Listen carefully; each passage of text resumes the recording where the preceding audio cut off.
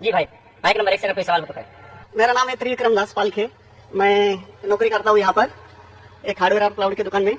मैं आपका बहुत बार प्रवचन टीवी पे देख चुका हूँ, बहुत आनंद भी आता है। अक्सर आपका जो प्रवचन रहता है, जो हिंदू का जो आता है, आप वेदों से देते हैं, आप यानी जो भी वेदों से कंपेरिजन करते हैं। लेकिन हमारा जो वेद है वो अक्सर जो है वो स्वर्ग है, यानी जन्नत तक या ज्यादा करके ये करते हैं। लेकिन उसके आगे अगर हिंदू में अगर हम लोग जाएंगे, अगर सही में हिंदू भी नहीं बोलते, हम सनातन धर्म कहते हैं। जैसे आपने अभी व्याख्या किया था, नदी के पार के हिंदू उसको कहा जाता है। तो हम तो सनातन धर्म से है। तो सनातन धर्म में हमारा जो आता है वो भगवत गीता, जैसे आपके अंदर जो ये है, जैसे बाइबल कहा आपने, इस्लाम का ये है, कुरान है, तो इसी तरह हमारा भगवत गीता है। और जो भगवान के बारे में जानना है, यानी अल्लाह के बारे में जानना है, तो अगर हमारा है तो भागवतम है। तो भागवतम से हम लोग हमारा चलता है सब कुछ।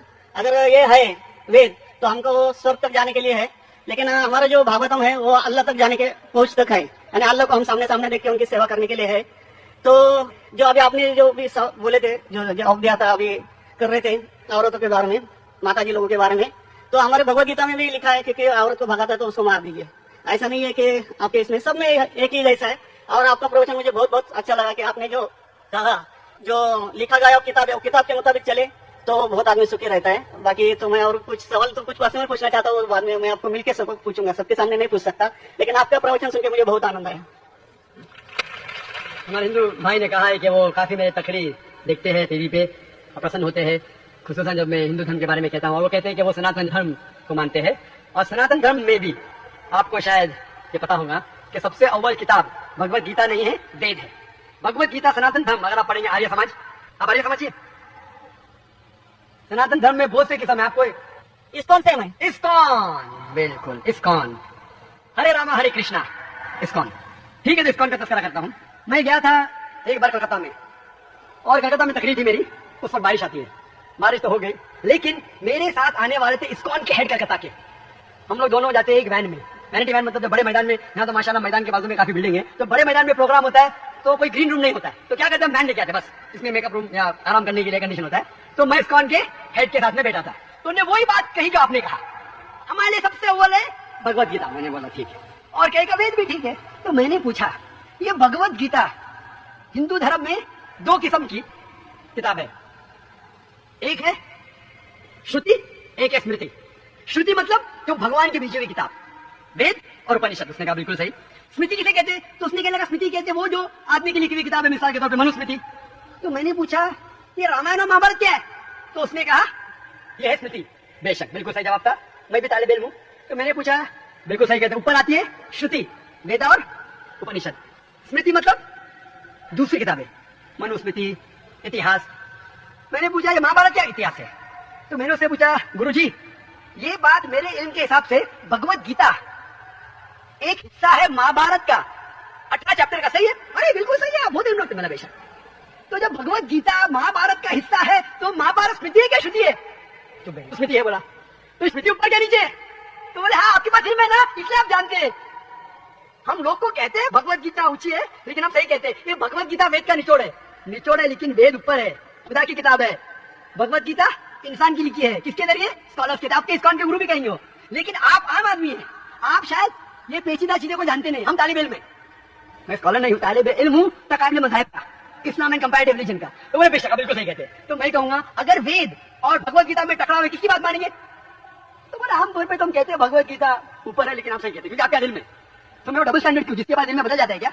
2+2 वही रहता है, चाहे वो सेकंड स्टैंडर्ड में 10 स्टैंडर्ड में 2+2 वही रहेगा, 4 बदलेगा नहीं।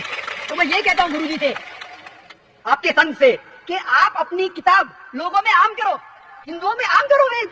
लेकिन हिंदू धर्म में सिर्फ ब्राह्मण ही वेद को पढ़ सकता है, क्षत्रिय नहीं पढ़ सकता। क्यों? बाकी लोग नहीं पढ़ सकते, बेशक शूद्र नहीं पढ़ सकता। क्यों? हमारे मजहब में ऊंच नीच नहीं है, काला या सफेद, अमीर या गरीब, राजा या फकीर, कुरान पढ़ सकता है।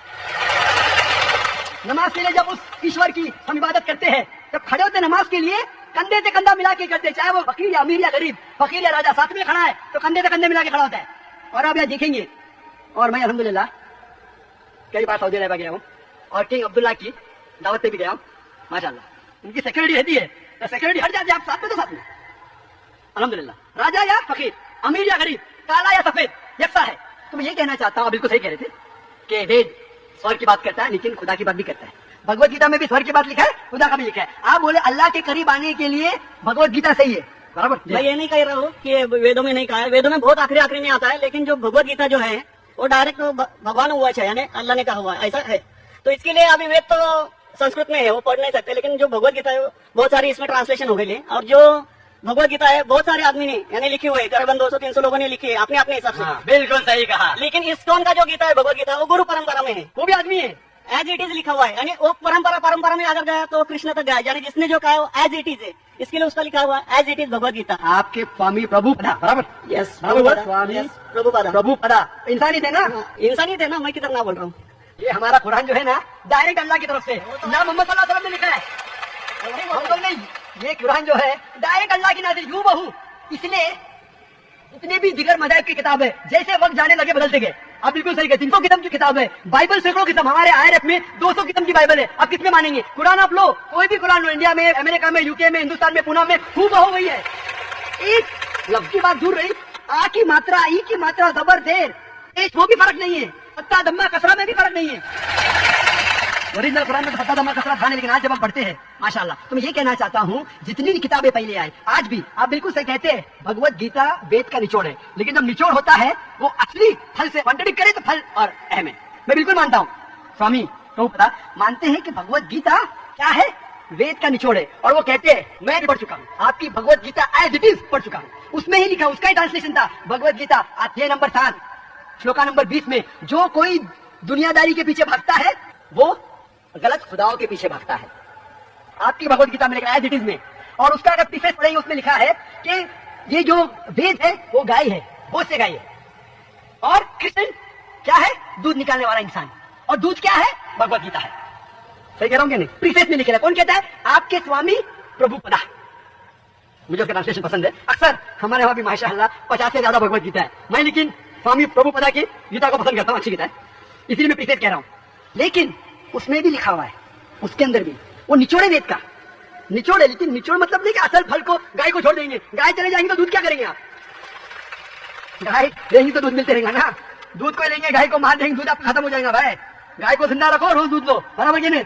दूसरे बच्चे पैदा करेंगे गाय, लेकिन तो गाय को मत छोड़िए।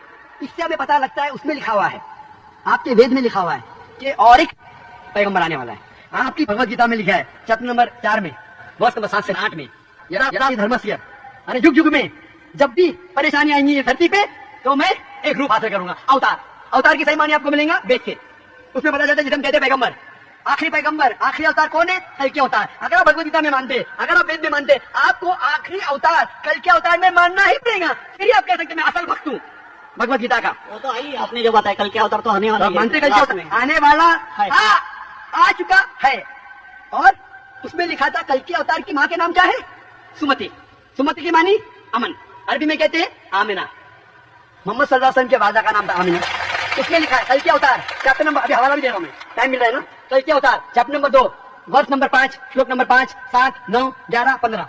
इसमें लिखा है कि उसके वालिद का नाम है विष्णु यास। विष्णु यास मतलब खुदा का बंदा, अरबी में तर्जुमा करेंगे अब्दुल्ला। मोहम्मद सल्लल्लाहु अलैहि वसल्लम के वालिद का नाम था अब्दुल्ला।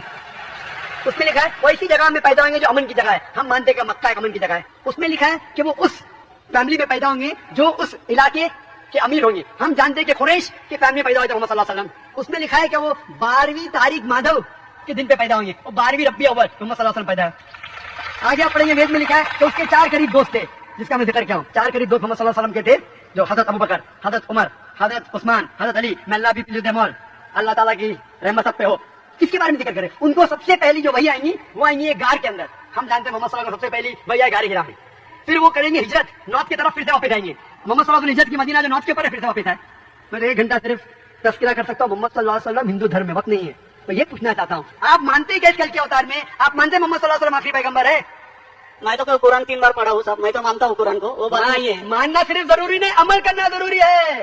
मैं कहूंगा मैं खुदा को मानता हूँ, खुदा की बात पे अमल ना करता हूँ तो बेकार है।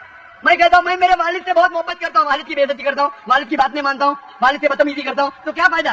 आप समझ रहे ना? समझ रहा हूँ मैं, लेकिन आपने कुछ पहले अभी 10-15 मिनट पहले आपने कहा था कि जो भी है कुरान है, वेद है, और बाइबल है कि जो जो उसमें लिखा हुआ है खुदा ने उसके ऊपर अमल करना चाहिए, तो मैं अपने इससे अमल करता ही हूँ। जो कुछ मानता तो वही है, खुदा एक ही है करके, वो तो मानता ही है। बिल्कुल। मैं नहीं बोल रहा कि आपके लिए कोई खुदा अलग है, मेरे लिए कोई अलग है, या बिल्कुल सही। ईसाई के लिए कुछ अलग है। आप सनातन या धर्म इसको में, है। मैं जानता हूँ सनातन धर्म में एक खुदा को मानते हैं, वो मानते खुदा की प्रतिमा नहीं, अक्स नहीं है, बराबर ही मानते। लेकिन मैं ये जानना चाहता हूँ, आप कल के अवतार में आप मेरे सवाल को घुमा मत।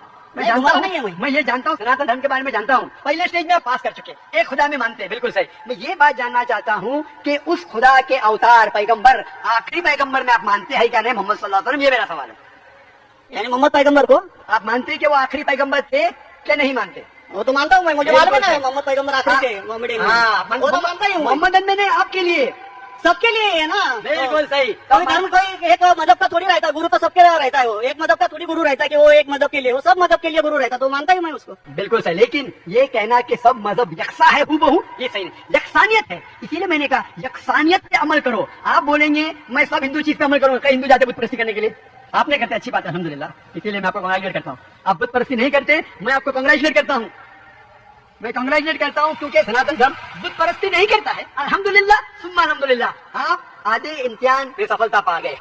अभी ये पूछता हूँ मैं, जैसे आपने कहा आप अगर मोहम्मद सल्लल्लाहु अलैहि वसल्लम को आखिरी पैगंबर मानते हैं तो उसके पैगाम पे अमल करना जरूरी है। सिर्फ पैगाम को पढ़ना जरूरी नहीं, पैगाम पे अमल करना जरूरी है। अगर मैं कहता हूँ मानता हूँ लेकिन अमल न कर तो कोई फायदा नहीं। तो ये होता है कि अपने मन से खुदा की बात जो आखिरी पैगाम है कुरान शरीफ और आखिरी पैगंबर मोहम्मद सल्लल्लाहु अलैहि वसल्लम में मानना जरूरी है, फिर आप सही तरीके से मजहब को पहचान सकेंगे। Hope that's the question. नहीं, कुछ बोलेगा आपको?